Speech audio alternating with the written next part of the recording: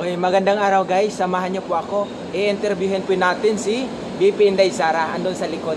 Samahan niyo po ako sa pag-interview natin kung anong updates, no? Okay. Afternoon po.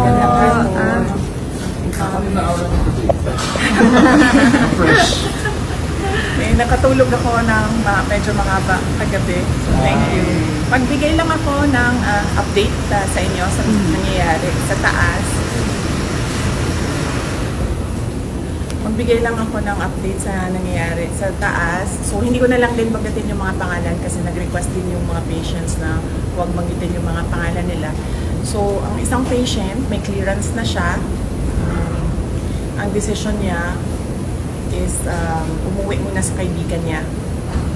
Natatakot siya umuwi sa sarili niyang bahay. So, ang decision niya, pag-discharge niya dito, ay pupunta siya sa kaibigan niya. Doon muna siya titira. And then yung isang patient, waiting siya for discharge. At ang sabi sa kanya ng private doctors niya ay lumipat siya ng hospital. So, yun yung gagawin para sa kanya.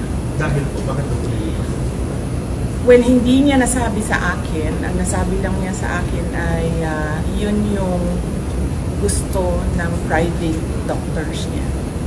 Na lumipat siya ng another hospital. So, yun din yung gagawin niya kasi right now, yun lang din yung pinagkakatiwalaan niya, yung mga doktor. Tonight po siya dilipat?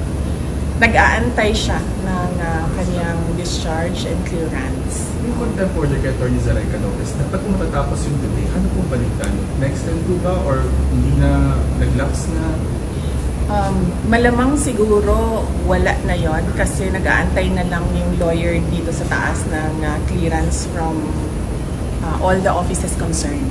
So, likely baka considered as nag-lapse na yon. But ang gusto lang talaga ng lawyer is merong document na nagsasabi na cleared na siya.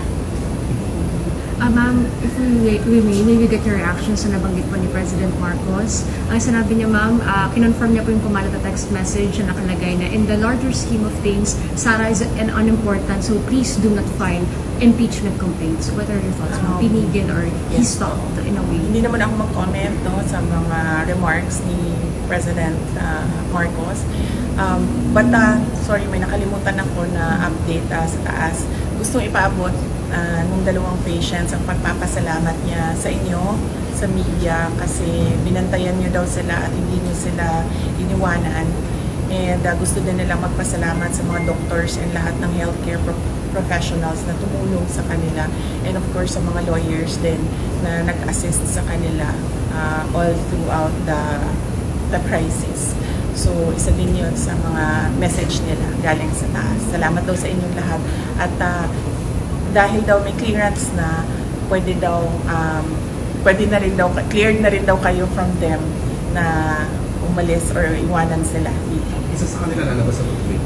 Sure. Ang isa, nakaalis na. Oo, nakaalis na yung isa. Ang isa na lang yung nag-aantay ng clearance. Possible din po lumabas din. Possible din po ma-discharge. Well, hopeful sila na merong ganon na mangyayari today. Pero I think meron ng assurance ang lawyers na mangyayari yon ang kanyang clearance and discharge today.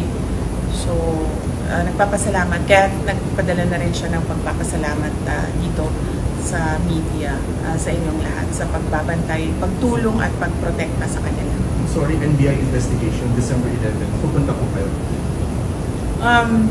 I'll have to run my schedule day by day kasi nagbabago siya ngayon araw-araw dahil bigla na lang may nangyayari ng mga bagay kaya hindi ko magawa yung schedule ko ng malayo pa. So, we do it day by day sa ngayon, yung schedule. So, hindi ko pa masagot kung pupunta ako sa December 11. Tsaka, ang isang consideration dyan ay sinusunod ko kung ano yung mga sinasabi ng lawyers sa ngayon. So, ano yung sasabihin or ano yung advice ng lawyers, yun yung gagawin ko. How about the Good Government Hearing Committee? Yes, oo. Nag-express kasi yung isa, dalawa, tatlo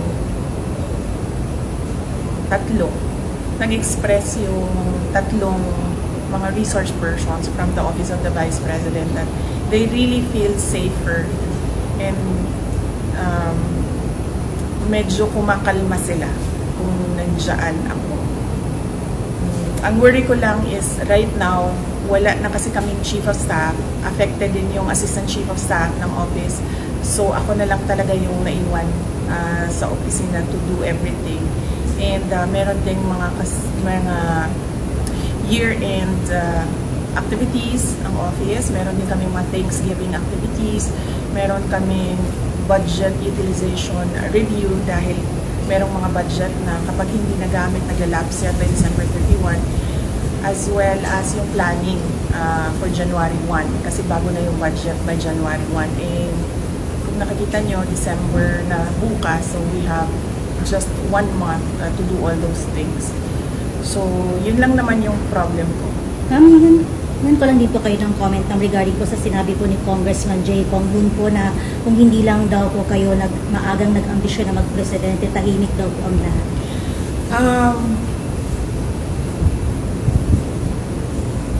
Unang-una, the presidency of 2022 was mine already. Na nanalo na ako sa surveys, lahat ng tao solid na, united na for my candidacy. Pero I gave it away because I felt I had to do some other things other than being President of the Republic of the Philippines. Pangalawa, hindi ako yung nagsabi sa kanila na magbukas sila ng investigation or inquiry in aid of legislation that is more like a political persecution and harassment of OVP personnel. So, wag nila akong i-gaslight into saying na ako ang dahilan ng kaguluhan na ito. Ang kaguluhan na ito ay nagsimula sa sa terrorism nila, sa harassment nila, sa threats nila, sa mga personnel ng Office of the Vice President. Ma'am, clarification lang po, nag-resign na po ba si Attorney Zulay? And when? Hindi pa siya nag-resign, pero nagsabi siya na mag-i-indefinite leave na siya. So, once ma-cleared siya dito, she will file an indefinite leave from the Office of the Vice President. Sabi ng Presidente, never say never kung mag-reconcile kayo ng dalawa. Will not comment on the remarks of President Marcos sa ngayon. Thank you. Message na lang sa mga supporters sa Senza Shrine. Yes, oo. Well, nagpapasalamat din kami sa mga supporters namin sa EDSA Shrine. And syempre yung iba pa na kahit hindi namin supporters ay nagpapalabas ng kanilang saloobin sa mga nangyayari ngayon.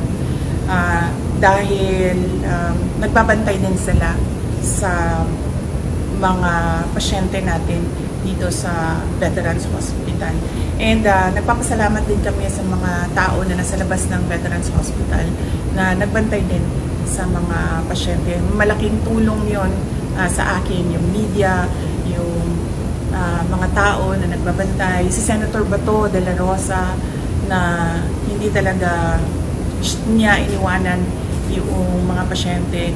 Si Senator Bongbong na nag-substitute sa akin dito. Ang laking tulong nun lahat, ninyong lahat sa akin dahil nakakadalaw ako, nagagawa ko pa rin yung mga iba kong kailangan gawin ng mga trabaho. Ma'am, bago lang po ma'am. Ma'am, nag-usap na po ba kayo ni Fair RD lately? Thank you, ma'am.